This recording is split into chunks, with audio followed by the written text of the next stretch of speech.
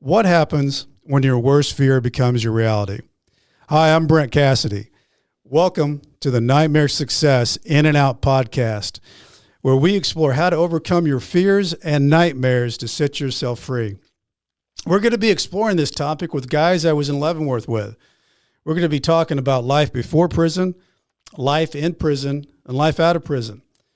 These stories can be inspiring, sometimes sad. There's some humor, but hopefully you can come away with a nugget of something that will help you knock down some of the prisons you've built up in your own mind. Folks, my guest today is Marc Glover, fellow guy I was with at Leavenworth. We were just chatting before this. Marc actually is from Joplin, Missouri, which is kind of from my neck of the woods. When I grew up as a kid, my family's from Buffalo, Missouri, and then Springfield, Missouri, and then we finally moved up to St. Louis, Missouri. So I know that whole southwest Missouri area pretty well. And I still got a lot of friends down there. We go to Table Rock with three of my guys I grew up with, and we just get away for a weekend and try to act like we're teenagers again, which always ends up to be really something where you're sore from. I think the last time we were down there, Marc, we skied. We did the jet skis. One of my buddies, Mark Hunter, had this idea that he wanted to do a jet ski for 32 miles one way and 32 miles back. I had a hard time washing my hair the next day. I couldn't hardly get my arms above my head. But, I never did the jet skis until this year. And I'm going to tell you what, it's a workout. It is a workout, especially if you're doing it for a while. You know, if you just do it for a little while, it's all right. But man, it can make you sore. And the older you get, I'm 54. How old are you, Marc? I'll be 43 in just a couple weeks. Okay, so you kind of got over the 40s there. So the 40s are good. You know, that's. Everybody says, well, you hit your 40s and then all of a sudden you're 50 and like, wow. There were guys when I was a kid, they were 50 years old. I was wondering if they were okay. Right. Yeah, I know. You look back and you're like, when you're a kid, 50's like your grandma and grandpa. Exactly. Now it's just us. It's just us. It's fine. We're okay. Just the body gets older. Right. So Marc, you grew up in Joplin. Tell me about your life growing up as a kid, your family and siblings and what all you had down in Joplin. So it was basically growing up until I was about 7 or 8. It was just me and my mom and my brother. Yeah. My mom and dad, they probably got divorced when I was like 2. Yeah. Lived together for probably about 3 years after they were divorced. And then he eventually ended up going to prison. And so it was just me and my mom and my brother for a long time. We had an older sister that my grandparents raised. Marc, did you have any relationship with your dad at all? I did, what you could have as far as, him being gone. Yeah. There's substance abuse in the history. He was a severe alcoholic. Yeah. He was very, very abusive to my mom. Yeah. Things like that, you can try to base kind of a relationship, but there's always those feelings that you kind of harbor. Yeah. But I loved him because he was my dad. Sure. Yeah. You don't pick and choose your parents. You live with them and grow up with them. So was he away for a long time, incarcerated? On and off. He did about 5 years. He was the kind of guy who'd put him in the halfway house and he'd run off. And he was never one to accept authority. Mm-hmm. He passed away 51 years old. Oh, that's young. From alcoholism. Yeah, that's young. So tell me a little bit with your mom and your siblings. What all happened what'd you do for? How was school? What was that like? My mom always did the best that she could do for us. You know, we never went hungry. We always had a roof over our heads. So even though we were poor and we struggled, we still never went without. And so, shouts to moms for being the best mom that she could be and doing the best that she could do. Yeah, holding it together. I'm sure it was tough. School for me, I did real well up until I got into like middle school. Yeah. And then I think maybe it was just like the routine of going to switching classes. You have to carry all these different books and all these different notebooks. And even though I was intelligent enough to do that, I did not want to take the time to apply myself to do those things.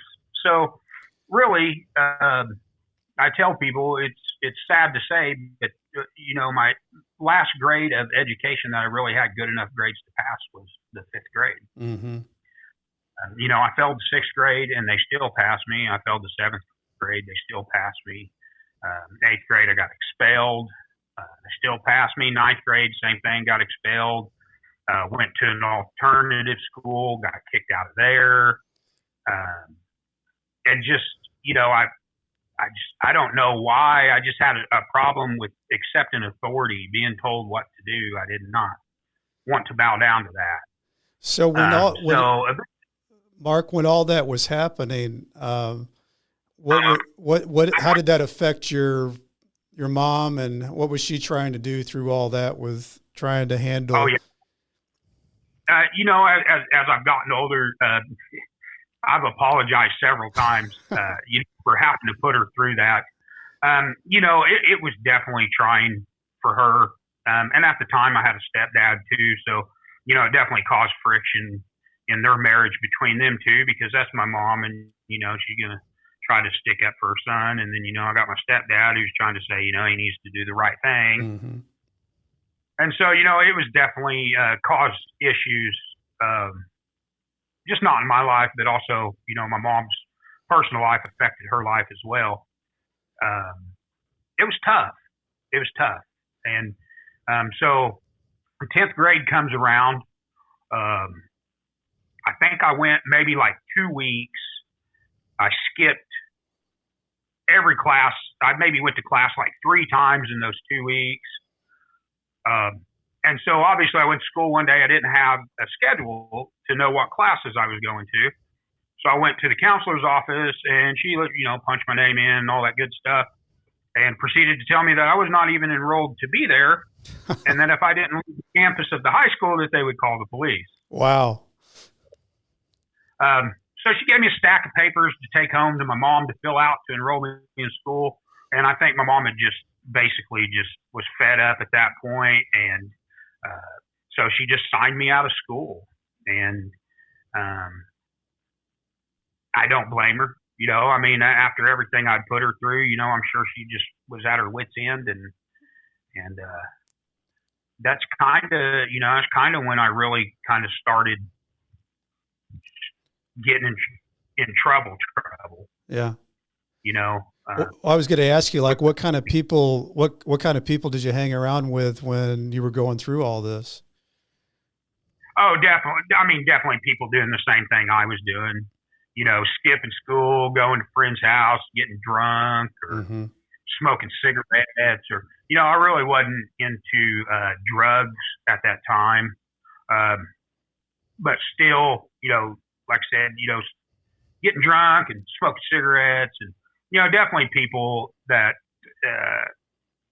not influenced me, because I made my own decisions. Yeah, but feeling like a rebel, but you really, it sounds like to me, Mark, that you really didn't have any role model or mentor to kind of be your guiding hand, to be that male figure to say, hey, let's get this on the right track here. You've had a few bad years with the school part. Let's see if we can get it straight. Yeah, and that was something I struggled with. I had a stepdad, but there's always kind of that you're not my dad thing, and so it's kind of instinct, especially for me is to kind of rebel mm-hmm. against that individual. you know.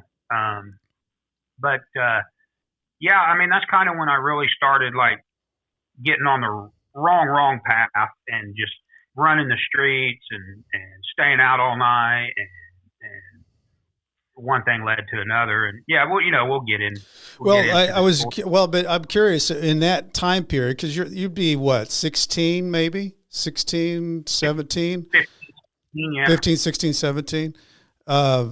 Did you, what were you thinking or feeling at that time? Did you know that you were rebelling it up? Did you know that this is not the right path, or did you just kind of roll with the people you were with and this is what we're doing?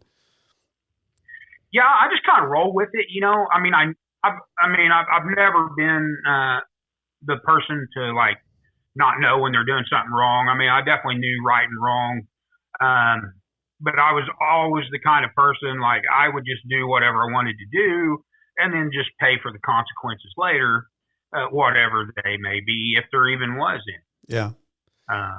Well, go ahead.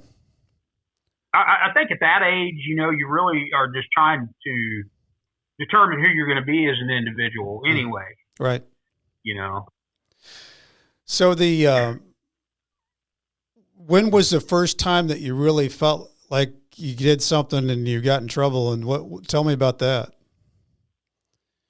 I think really the first time that I was like, oh man, like this is like for real it was probably about the same time. I was probably 14 or 15 years old. I went into a local grocery store and was shoplifting cigarettes. Okay. And got caught. At that time, cigarettes were out on the shelves. Right. You could just go in the store and grab a pack of cigarettes, throw them in the cart or whatever, And the funny thing, I think about it, I laugh at myself all the time because I got caught by the janitor of all people. It wasn't even an actual store employee. It was the janitor that caught me. But I got arrested and went to juvenile hall and sat there. And I don't really think it really got through a whole lot because I didn't have to stay. Yeah. I just got in trouble, went down there. They called my mom, had her come get me. And but I think I kind of was like, oh man, I can't be doing that. I don't want to go to jail. Mm-hmm. So I kind of laid low for a little while, but eventually it just picked back up and turned into obviously worse things than shoplifting cigarettes. Well, tell me about that, because I guess you probably just evolved because you had to make money. Right. What was your step into, being that age and trying to make money? So, obviously, at that age, I had like zero work ethic. I didn't want to have a job. I had tried several fast food places and I just was I'd rather be out smoking some weed or drinking some alcohol or something like that. And so, just no work ethic. So I would have to find ways to hustle money. My first venture into that was trying to sell marijuana. Mm-hmm. But at the time I was smoking marijuana too. So, my venture into marijuana distribution was unsuccessful, as I owed more money than I ever made. Right, you were taking the supply. Yeah, I was definitely dipping in the supply. Uh-huh. And so I attempted that for a while, and like I said, I'd have little jobs here and there. But what really started was I think I was about 16 or 17, and I had a family member who used to, he was a couple years older than me, and he'd come by my house at night, because he'd be out going and partying. And he'd come by and knock on my window at night, and, he'd be like, hey, you want to go party? And I'd be like, sure. So we'd go out party. Well, one night, he's like, we're going to go down to the creek. There's a party down at the rope swing. We went down there and party, whatever. So we stopped at a convenience store before we got there, and he asked me if I wanted to do some crank. And I said, well, I've never done anything like that. And I said, but sure, I'll give it a shot. And So I snorted a line of crank. And at that time, it wasn't even, I mean, it was just dirty, nasty. Just, not that all of it's dirty, nasty. This stuff, who knows what was in it at that time. And I remember just the first time I did it, I was hooked. And you might explain crank, Mark, for those who don't know what that is. So crank is it's a form of speed. It was just less refined stuff than when I really got into what we were using then. They used stuff like Vicks nasal inhalers and stuff like that to make it. So it was just like I said, who knows what was in it and what I was putting in my body at that time. But I as soon as I done it, I loved it. I loved it. I felt the energy and the euphoria, and it was just like, man, this is great. I've never felt this good in my life. And then I started meeting people that started doing this crank stuff. My family member, he was getting half pounds of this stuff at a time, and so I just asked him one time if he would front me an ounce of it, and I mean, it was just so fast and so easy. It was like there's no way I could dip into the supply enough to not make any money. And then that just progressed into doing crank and selling crank. And then eventually I ran into this man who lived over in a town next to me called Galena, Kansas. I don't know if you're familiar with that place. I've heard of that place. A very small place, very stuck in time place. But I think it was, let's see, I was probably 17 or 18. So I would say it was either 95 or 96. I met this man. His name was Dave. And the first thing that anyone ever told me before we ever went to his house was, hey, we're going to go to this guy's Dave's house. Just let you know, he killed somebody. Well, I'm 17. I ain't never been around nobody that killed people, I mean, that's a big thing. Way out of my, that's just way out of the realm of anybody that I've ever hung around or spent any time around. And we went out to his house, and that was my introduction into the manufacturing of methamphetamine, cooking meth. I'd never been around it before. I'd never seen it. And this guy was doing it. And my family member actually left me at this man's house by myself. And I was scared to death. I mean, what was he like, Mark? What was the guy like that you were with? He was very quiet, a very quiet individual. Obviously, very paranoid individual. I would like to elaborate, though, that the man that he did kill, it was in self-defense, but still, I mean, you don't think about that at the time. You're just like, this man stabbed someone to death. That's crazy. Right.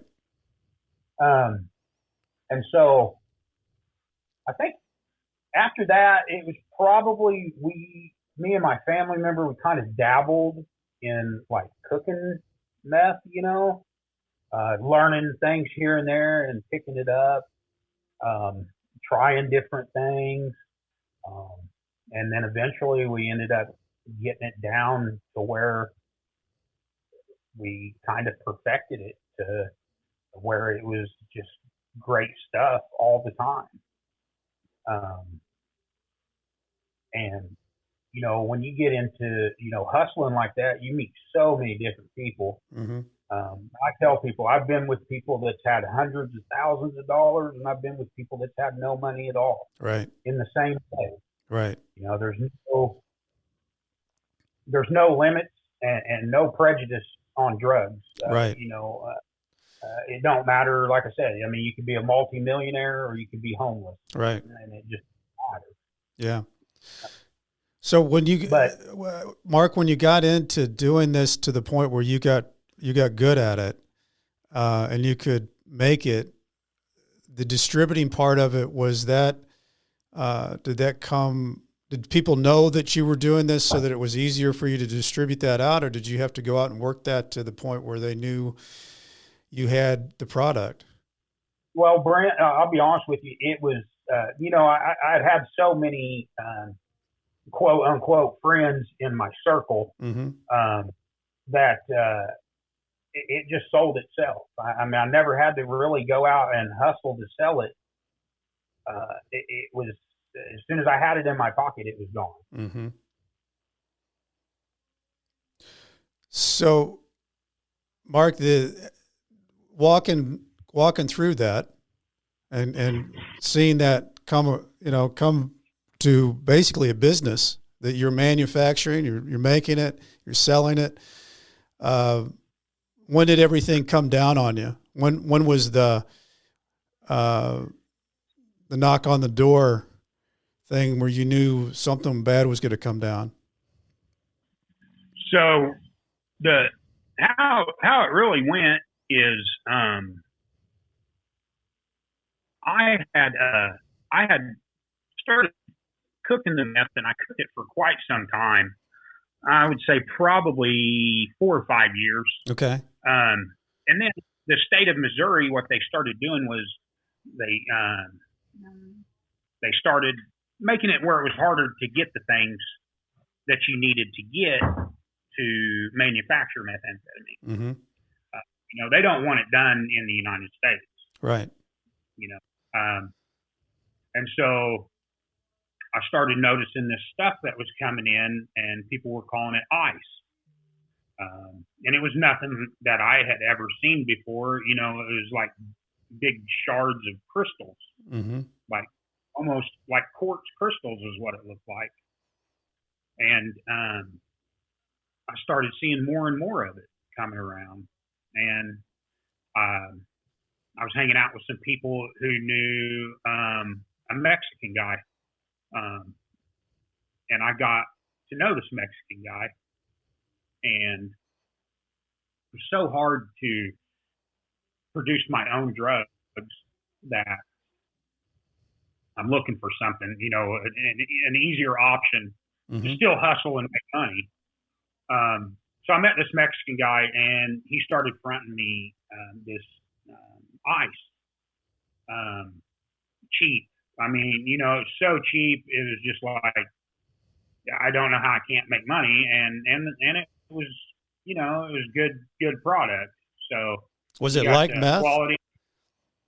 Yeah, I mean, it's a form of meth. I don't know much about it, to be honest with you, but it is speed. I'm sure most of it's manufactured down in Mexico. But yeah, I don't know anything about like the process of how they make it or anything like that.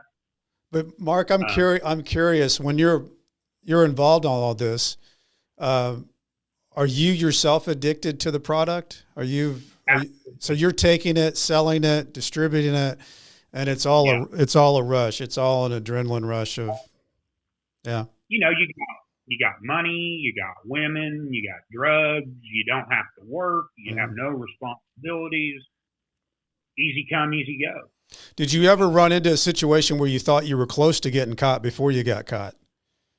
Absolutely. I'm going to tell you, I dodged the bullet several times, but ultimately in the end, I paid for every bit of it.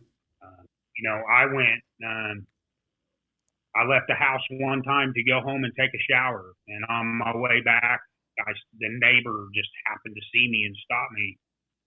So you going back out there? And I said, yeah. They said the cops are there. Cops came and kicked the door in and busted him for cooking dope just in that short time that I was gone. Wow. I mean, I could have been there that easy. That's happened several times. Well, tell me the day that it all happened. So it was, I believe it was October 24th of 2004. It's about 5:30 in the morning. At this point, I had quit selling drugs. I had gotten a job, worked for a steel supply company. I was still getting high. Unfortunately, I was still doing drugs. But I was trying to make that turn. I felt like, and I'd never been in any trouble before. So were you, that's interesting though, Mark, you were making the turn.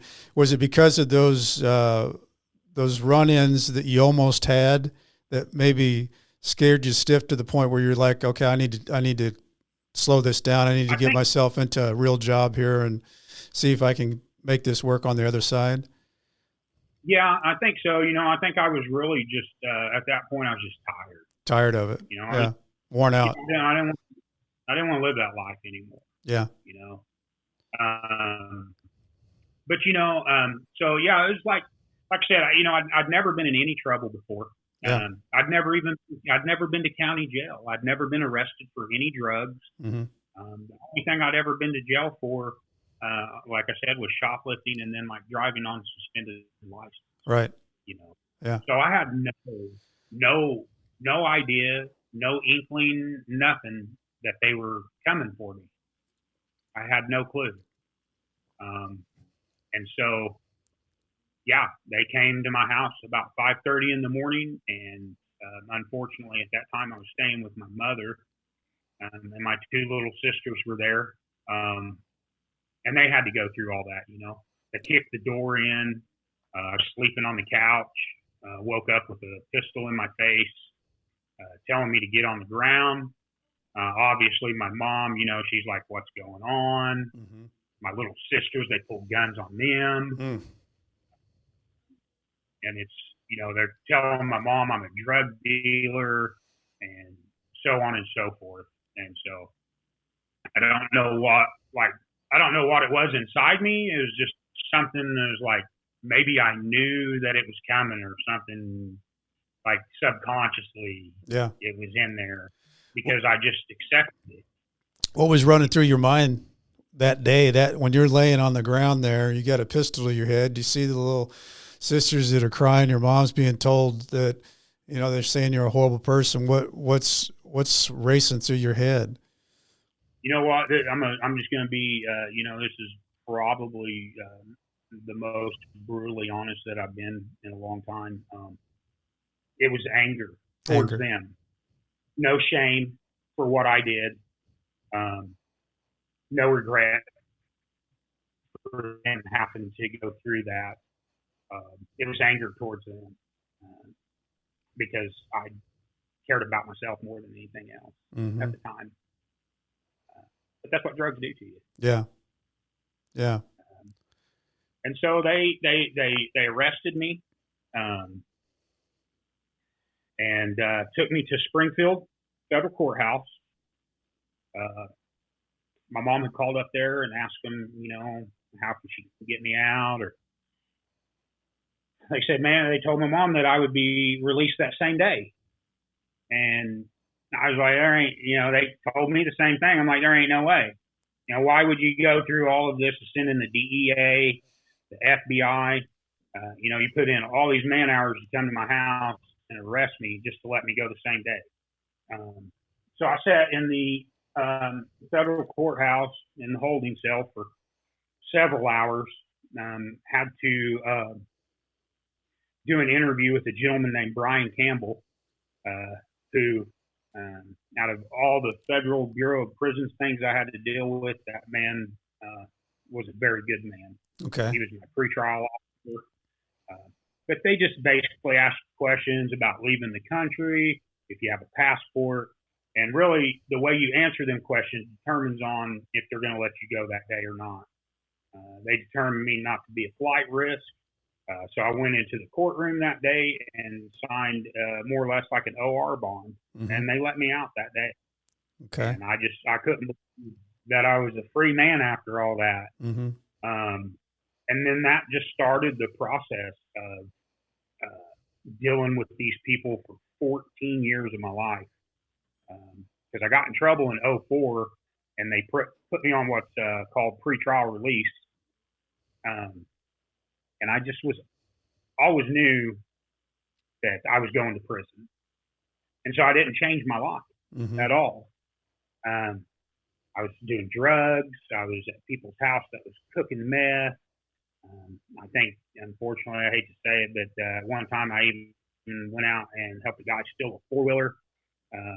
You know, it was like, what are you going to do to me? This is all after they broke down your door. Yeah, this is all afterwards. And so I'm on pretrial. Obviously, I'm still getting high, so I'm giving them dirty UAs. Then I found at the head shop, I found this synthetic urine that you can buy, and you mix it with water.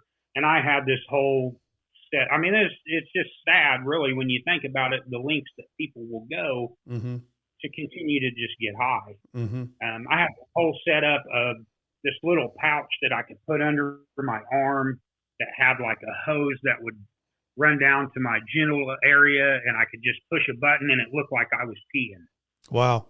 And I bet you I did that 30 times with them. And finally I gave them too many dirty UAs and they violated me.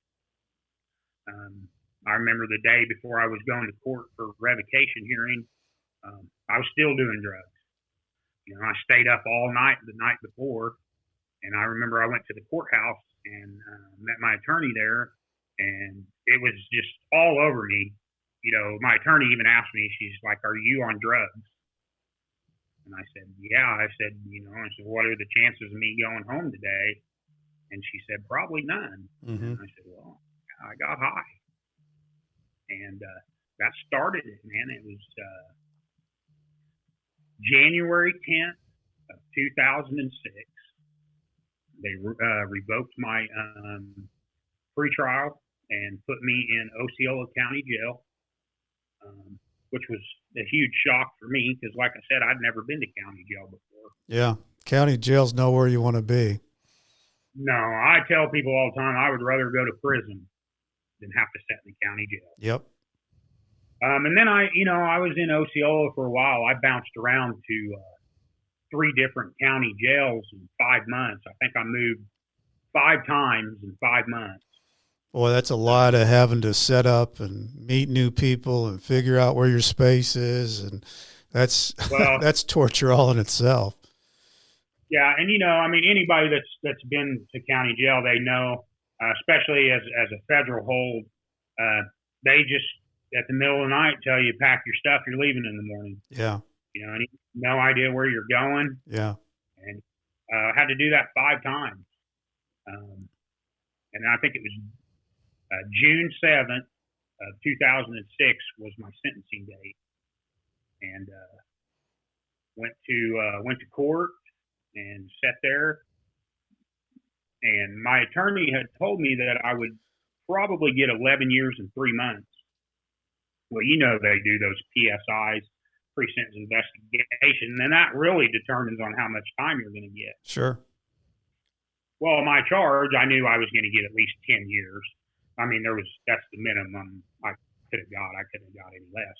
So when she told me I'd get 11 years and 3 months, I signed the plea bargain because it's what I thought I would get. And went to court, and they gave me 168 months. Wow. It was 14 years. It's a lot of time. A lot of time. And, I mean, I never in my life would have thought a first-time nonviolent drug offender could be sentenced to 14 years in federal prison. So what happens after that, Mark? You get 14 years. I know your mind had to have been spinning in all kinds of directions. Where do you go after that? So totally devastated, obviously. I mean, you feel like your life is over. How old are you then? 27. 27, okay. 27 years old. You're just, I mean, 14 years seems like forever. You're like, man, I'm going to go to prison. I'm going to be in there forever. So they give me 14 years. My mom's there. My grandma's there. I asked the marshals, if I could give my mom a hug. And one of them real rude, like, "Oh no, you can't touch her." And then another guy, he stepped in, he's like, "No, you can absolutely give her a hug."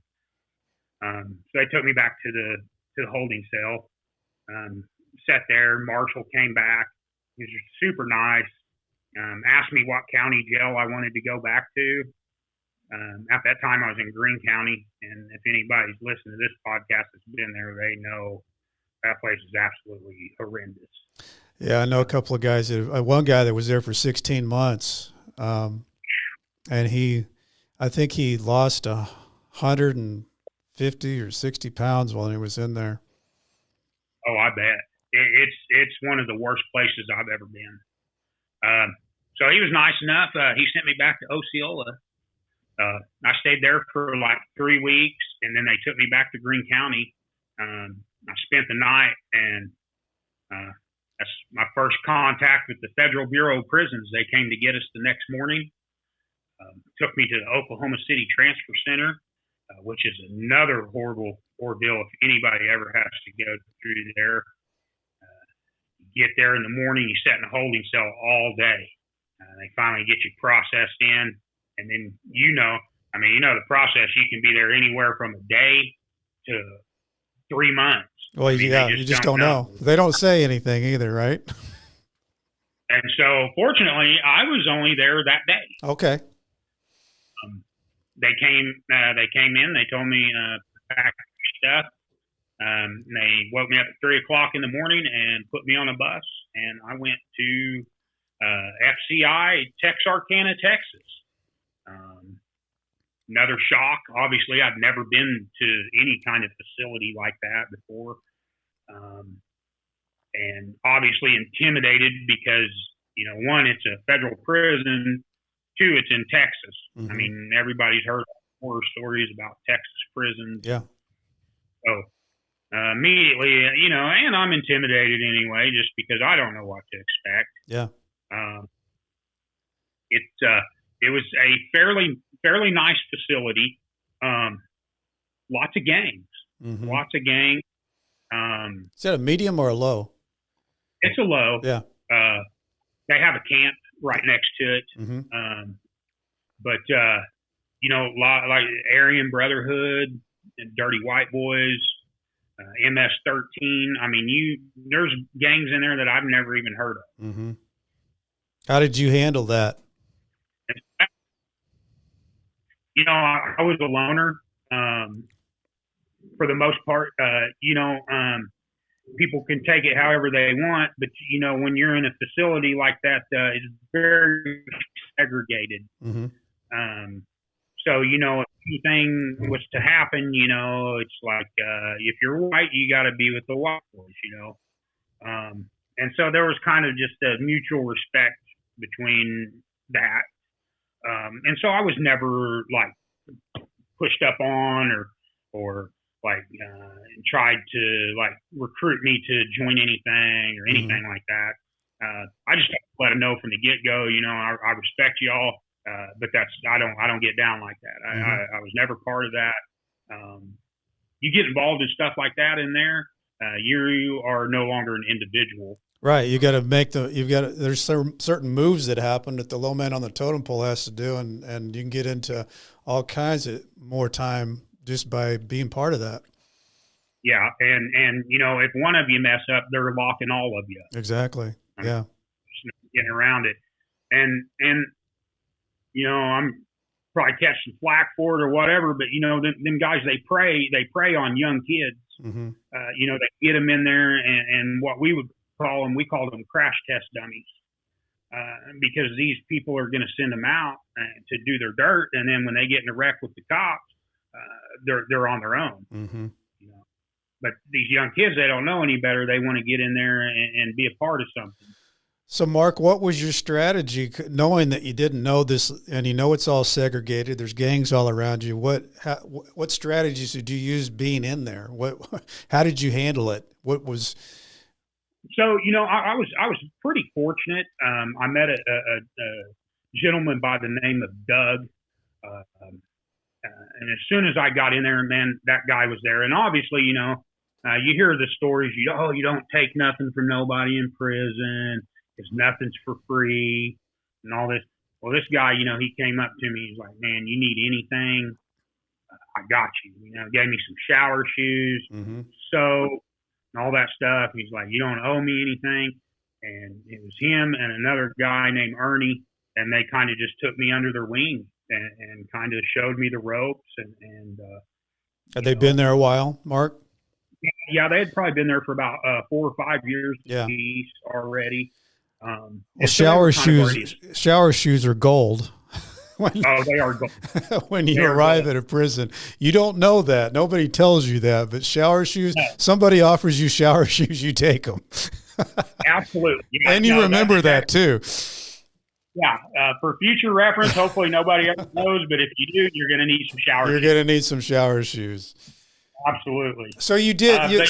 So Mark, you were smart about the fact you kind of looked to see who was getting it right in there, and they helped you out. Yeah. I had spoken to my dad previously in the past about going to prison, and, he always told me, he said, I don't want to tell you about it because then you probably wouldn't be scared to go. Mm-hmm. Well, I was scared to go anyway. Mm-hmm. But, I don't know. I mean, I'm not no tough guy, nothing like that. I'm not there to intimidate anybody, but I never had any problems from anybody. Nobody. I don't even think I ever even had an argument with anyone. Yeah. How long were you there at Texarkana? I was there for almost 3 years. Okay. And got my GED there. Okay. Took a vocational culinary arts class there, which was really cool. We didn't have any of that at Leavenworth. No. And then I took vocational electrical theory. Okay. So I just anything that I could do to better myself with an education. Yeah. I took total advantage of it. That's so commendable, though, Mark, because there's so many guys that don't do that. And if you can't find yourself in the worst situation, and if somebody's giving you something where you can, first of all, the other thing I think is it busies your mind to be focused on something else. And I think that's a big deal. Like when I was up at the food warehouse, just learning how to drive the forklift and get forklift certified, and those things make you think, like it's almost like you're in your own tunnel. And if you kind of stay within you start feeling like yourself again. So you don't feel like, oh my God, I'm in this monstrosity of a horrible situation, but I'm learning some new things. Yeah. It gives you some structure. Yeah. Structure is a good word. Almost, like you said, almost puts you to where, you're like yourself again. Yeah. You're not, even though you're under their eye, you're still you. Mm-hmm. And I think that's where a lot of people in prison get lost, is they feel like they're lost. Mm-hmm. They can't find themselves. And it's hard. I know it's hard. Like, I used to kind of be like, oh man, that guy only got a year and a day. What's he complaining about? But in hindsight, a year and a day is too long. A day's too long. Yeah. Yeah. Well, and go ahead. No, I was just going to say that's, it's a lot of it too is that you don't know until you know. And, whether, and all those people do their time differently too. And like you're saying, some people get completely lost in the structure of the system. They call that institutionalized, to where they are afraid to step out of anything, and they're just in this bad, terrible rut. And they need to just slip further down into that rut. And one of the things you're talking about is you're looking at 14 years. You're in a bad place, but you took advantage and got a GED and started doing things that you could get some skills on, and that had to start making you feel better, like you're making a difference in your life, even though you're in a bad situation. I'm gonna tell you, without a doubt, 100%, I gained more to make my life more beneficial for my family, my kids, and myself in prison than I ever did as an adult before that on the streets. Yeah. It gave me how that long, I needed. So you were there in Texarkana for 3 years. Where did you go after that? I went to Leavenworth. So that you were 3 years there, and then you went to Leavenworth. Okay. So I was about 3 years in, and they told me that my points were low enough that I was camp eligible. Okay. And so if you transfer from a low to a camp, they ask you where you want to go. Now, whether you get to go there or not, that's another story. But you can put in a recommendation, and, you know, they quote unquote try to do the best they can for you.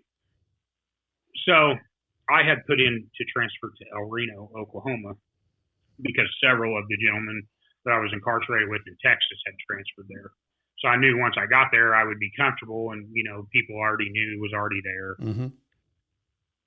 And I really wasn't even counting on getting to the camp the first time anyway, because I had seen so many people put in for it and be denied their first time. Mm-hmm. And so I went ahead and put in for it. And he came back and told me, he said, "You're going to Leavenworth." And I said, "Well, I don't want to go then." I said, "That's not where I wanted to go. I don't want to go." Mm-hmm. I said, I'll just stay here. I'm comfortable here. I'll just stay here." He said, "You can't do that." He said, "If you don't go, they'll write you a shot for refusing programming, and then you're going to get thrown in the hole, and then they'll ship you wherever they want to after that." Mm-hmm. That probably changed your mind. And so I was like, "Okay, well, let's do it then." Mm-hmm. And so they gave me a date. They're like, 3 weeks, you're leaving. So that date comes. I'm like, man, I'm ready to go. They tell me, "You want to go to the chow hall and eat dinner before you leave," because they actually gave me a furlough. They took me to the Greyhound bus station in Texarkana, Arkansas, and dropped me off with a bus ticket to go to Leavenworth, Kansas, all by myself. I still, at that time, I think I still had almost 9 years to do. Wow. And they kept telling me, you know, they're like, "Well, we're only going to give you like $15 to eat on, you know, so you might want to eat dinner." So I get up to the R&D to get taken to the bus station, and I think they gave me like $112. Wow. I was like, "Man, why are you?" I didn't say anything. I just folded it up and put it in my pocket. So it was really weird how it all happened. I got on the Greyhound, which, you know, after 3 years of being incarcerated, which was weird anyway, people obviously are looking at you in your sweats and your white T-shirt, and Right. know you're probably coming from prison. So got on a bus and rode that thing, and it actually stopped here in Joplin. Wow. Stopped at the Greyhound bus station, and my mom and my brother and his wife and their baby met me up there. How was that? I wouldn't even go outside. Had you seen them for 3 years? Yeah, they come to visit quite often. Okay. But I wouldn't even step outside that bus station. Yeah. I did not want any kind of temptation. Yeah. To not get back on that bus and go. Yeah. So get back on the bus, drive all the way from Joplin to Leavenworth, get to Kansas City. I got to the Kansas City bus station, and that's why they gave me so much money, is they were expecting me to call a taxi from the Kansas City bus station to Leavenworth. Well, just so happened when I got there, the town driver was dropping someone off at the bus station. And he's like, "Hey, are you going to Leavenworth?" He didn't even know me. He just seen me in my sweats. He just and knew. white teeth. Yeah. And he knew. He's like, "You going to Leavenworth?" And I said, "Yeah." And he said, "Get in." And I still had a lot of cash left over, so I gave it to him. So when I got down to the camp, he could give me a bunch of books of stamps. Yeah. Which he did. You know, as obviously, you know, in a new place, dude's like, "Give me some cash." Like, well, I don't know if I can trust this dude, but anyway, I'm going to have to give it back to them if I don't give it to him anyway. So, sure. No, it was smart. But he told me, he said they're going to throw you in the hole. And I said, well, why are they going to throw me in the hole if I had to wait 3 weeks before I transferred? They make you wait so your paperwork can get there before you do, so they don't have to throw you in the hole. And he said, well, because of the H1N1 at the time, and I had gotten the furlough, I had been out in public, they had to quarantine me. And I'm going to tell you right now that is the most intimidating, the most horrible experience that I had the whole time. Obviously new to Leavenworth. And if nobody's ever seen Leavenworth Prison, the big house is very intimidating. Yeah. I don't care who you are. You can be the hardest hardened criminal you want to. You're going to have some intimidation when you walk up on that place. Yeah, I agree with that. They got me out in it. Yeah, and they took me into R&D, and they said, we're on shift change, so you're probably going to be sitting in a holding cell for a while. So I sat there, and then they came and got me. And did you ever walk through the big prison, Brent? Well, I did one time when they had a lockdown, and I was working at the food warehouse, and so I had to go in with the CO with the truck, the food truck, and we had to deliver the bag nasties. We had to deliver all those out, and it was the creepiest, weirdest looking place. I mean, the shiniest floors you'll ever see, and those inmates walk on both sides of that. They can't walk in the middle. It was really weird. It was like you were from outer space or something. Yeah, and I was going to mention that. I was going to tell anybody, you ever go there, do not walk on the bricks. The bricks are not made for inmates to walk on. And if you walk on them, they will put you on that wall, I promise. Mm-hmm. So that was intimidating to begin with. They're like, you do not walk in the middle of this hallway, da-da-da. I said, okay. So they took me through like a lieutenant's office and out that and into another building, and then took me downstairs into this building.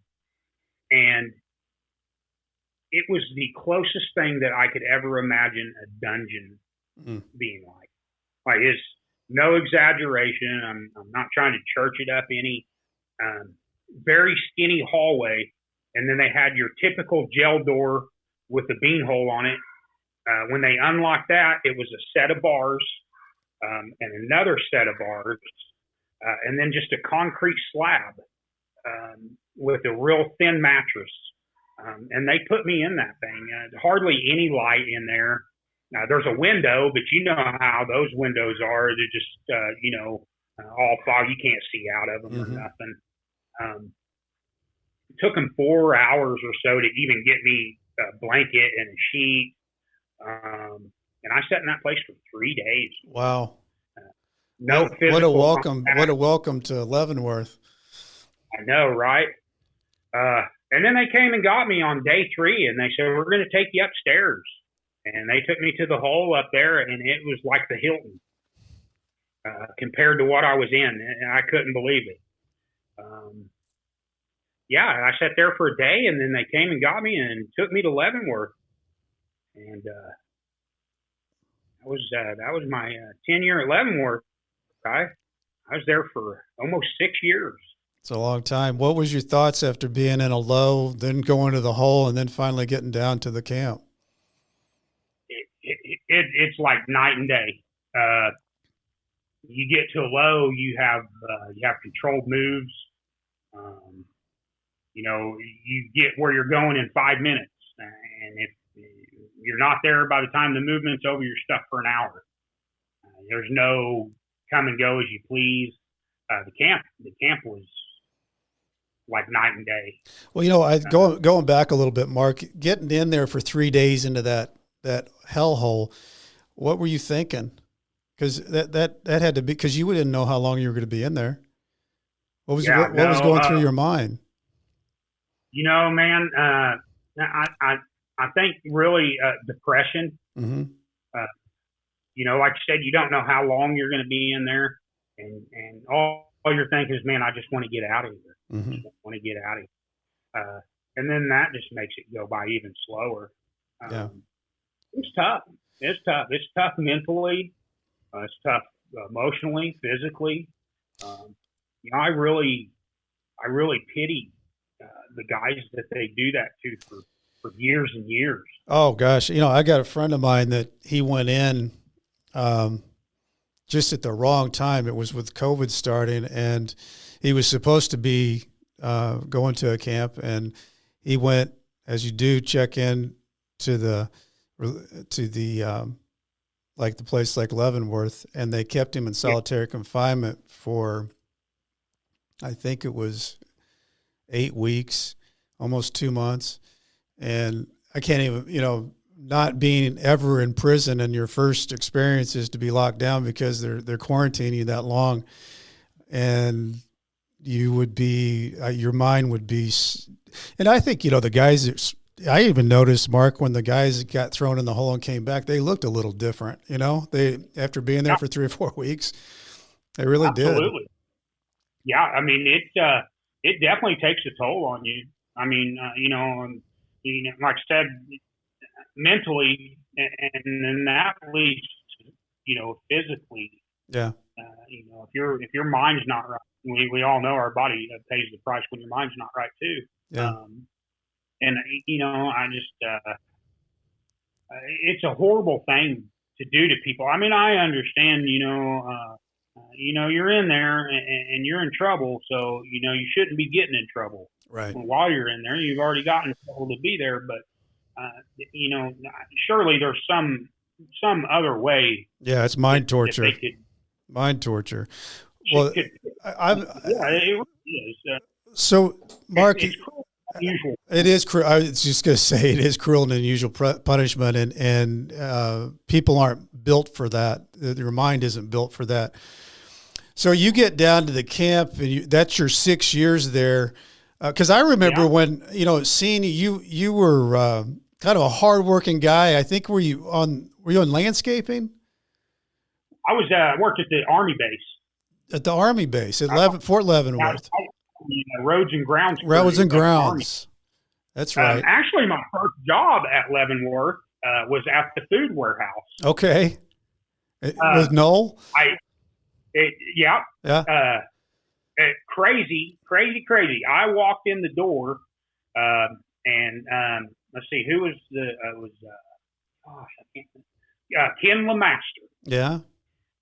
Ken LeMaster was the boss up there at the time. I just walked in the door. He said, "Can you drive a forklift?" And I said, "Yes, I can." Uh-huh. He said, "Come see me tomorrow." And I walked right into that job. That was my first day at Leavenworth. That's a pretty good job to have, I think, at Leavenworth at the food warehouse. But the roads and grounds crew up at Fort Leavenworth was a good job too. Yeah. And then I worked there for a while, and then I got a job there at the receiving depot. And I did that for a while, and all them CEOs that work there are also in commissary. So Mr. Grace, nobody really liked him, but that man, for some reason, he liked me. I don't know why, but he recruited me to the commissary. I remember you doing the commissary. For a couple years. Seeing you behind that, the glass there. You guys, we give you our sheets, and you'd shop for us. Yeah. Well, that's one thing. People come up to you all the time when you work there and be like, "Oh, take my slip in the morning. Take my slip. I'll give you 10 stamps." Yeah. Or, whatever. But and then then they offered me a job over at the Army base, and I mean, I just always assume when I get out, I'm going to be doing some physical labor, mm-hmm. and I'd already been sitting around on my fat tail for 7-8 years. I was like, man, I got to get out there and get ready. Mm-hmm. And started working over there. I loved it. I'm going to tell you, if I could go work there now, I would do it. Yeah.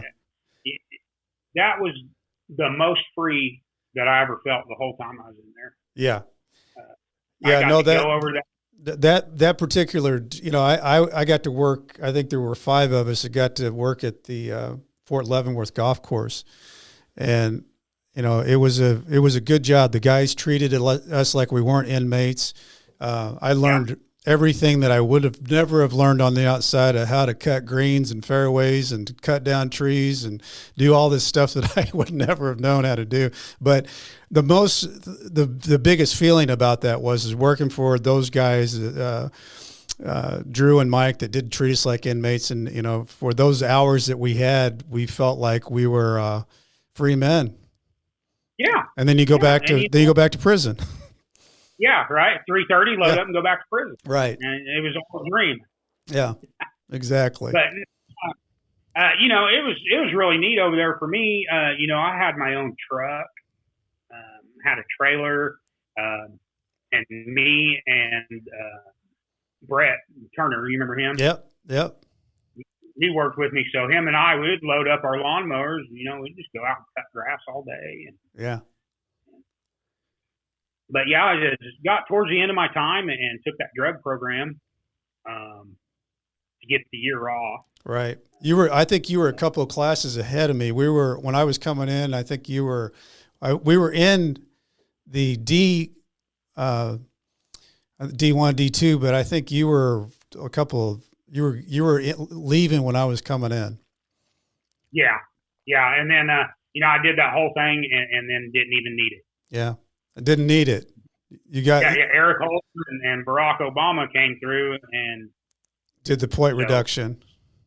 Yeah. And so I knew that it also entailed 4 months of aftercare when I got out. So I just signed out of it, even though I completed it in there. Right. 9 months. I just signed out of it before I left. I told Dr. Wells that I didn't need it. Yeah. So, Mark, tell me now. You finally get to the end of this. You know, you've taken classes. You got your GED. You're basically mowing the Army camp over at Fort Leavenworth. You're close to the door. What are you feeling? Fear. Yeah. Total and utmost fear. And what's going on the outside with your mom and your family and all that? You know, not a lot changed. Okay. You know, obviously they lived their lives and you know, little kids pop up here and there and stuff, you know, but like my mom, you know, she maintained the same household and everything on her own. She done good. You know, bless her heart for that. I was scared. Yeah. I had done. Isn't that a funny phenomenon, though, how that happens? The fear of getting back into society. How will it be? How will I be? What's going to happen? Yeah. You know, I lived my life the same way every single day for 9 years and 7 months. Yeah. To just say, hey, time to do something different. Mm-hmm. So I was scared. You know, I was scared to go to the halfway house. You know, I didn't know what to expect. But shout out to Alpha House in Springfield, man. They were awesome. That's great. My first day there, they gave me a pass to go have dinner with my family. That's fantastic. So, yeah, so I was there. You know, so they passed that deal and Eric Holder and Obama. And, you know, you're supposed to get 180 days halfway house. But it put me so close to the door that I only got 60 days. Okay. Which was really beneficial for me because I was only at the halfway house for 2 weeks before they sent me to confinement. And then Springfield, they had a deal for a while. Even if you were on home confinement, you still had to pay them part of your. Yeah, like 25% of your gross pay. Yeah. But they actually cut that out a couple years ago. If you're on home confinement, you don't have to pay them, which I always complained about it anyway. Yeah. I said, I don't know why I'm paying y'all anything if I'm not staying here. Right. But I was there for a couple weeks and then came home. They told me I had to have a job before I could go home. And so my oldest sister's husband, his parents owned a restaurant. I hate restaurant work, but at that point, so, you know, I'm not too good to work anywhere, especially if it means to go home. So I worked there, and I worked there for a couple weeks. And then, like I said, before I got locked up, I was working at a company called Boyd Metals, which is a steel supply company. Mm-hmm. And I worked there up until the day that they revoked my supervision. Well, even though it had been 10 years, When I got out, one of the guys that used to work there was a supervisor, and he's actually the foreman.